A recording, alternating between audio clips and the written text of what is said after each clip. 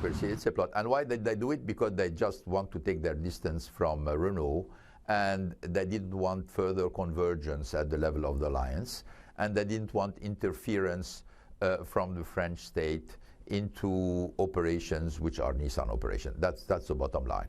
You talk about economic warfare between France and Japan. Now, something very important happened back in 2015. The French government, which had a stake in Renault, doubled its voting rights. Renault, of course, had a holding in Nissan. Now, your book calls it the Macron manoeuvre, Emmanuel Macron being behind this as Minister for the Economy. In return, France agreed that Renault would have no say on the Nissan board, even though they had directors on it. So am I right in saying when you were arrested, your goose was pretty much cooked? I knew that the relationship was turning sour between the French government and the Japanese government on this issue because of the successful tentative of the French government to double their voting rights, even though they were opposing any voting right from Nissan, which is something that triggered, in my opinion, the whole operation. So at a certain point in time, when one side of the Japanese official in connection with the executives of Nissan said, okay, look, enough is enough. We want to establish our autonomy and we're going to rebalance the relationship inside the alliance. Well, the first step for this is to get rid of who is the bearer, who is the carrier of the French influence in Nissan, and it was me. So they said, okay, we need to get rid of him and we need to destroy his reputation, because you can't get rid of somebody who has been seen for 17 years or 18 years in Japan as a, example of good management, example of successful globalization, example of collaboration between different companies. You need to destroy all of this. So the scheme for me is very clear. What I'm waiting is for some of the actors in this scheme to start to talk. I think time will help mouth to open, because you're never in government for a very long time. After a certain while you go to retirement, and the temptation to say something interesting to the public will be very high. But for me the scheme is obvious, and it's obvious also because when you look at the results, when you look at the result, you see the Nissan results, performance, Renault performance, Alliance performance, Mitsubishi performance. Let's not forget that there was a third company joining the alliance, and you see that the alliance is just not working. It's kind of zombie. It looks like a living organism, but in fact nothing's happening, even though the people in charge are stating everything is okay, we're working together. You look at the pitiful results and the pitiful performance, all of this backed by insider information between people who are inside the alliance, knowing that nothing is moving. You know that this has been a really disastrous tentative with disastrous results, but just nobody's going to take responsibility for it. I think President Macron did appeal to Prime Minister Shinzo Abe about your treatment in Japan. But what about the current Japanese Prime Minister Suga? Now, in your book, he's linked to one of three players in the conspiracy to bring you down. That's Nissan's head of public affairs, Mr Kawaguchi. And I quote, according to the same source at Nissan, the common view is that Suga is covering the back of Kawaguchi. Do you believe this to be true?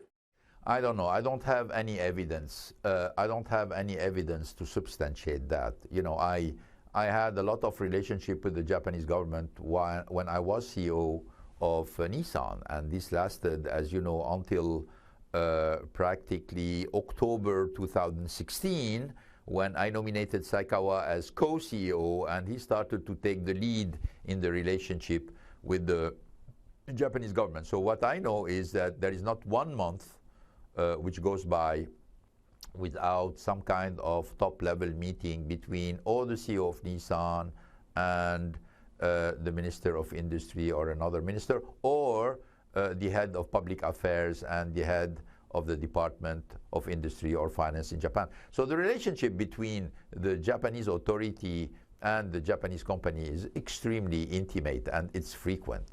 So when I hear that this investigation has lasted many months before my arrest, I have zero doubt on the fact that they were aware, and as you know, in Japan, nothing happens without a nod from the Japanese government. This I'm sure. So you've written this book in order to come back on all these accusations, Mr Ghosn. Presumably, in order to get to the truth, you must have your day in court somehow. Is this going to be in France?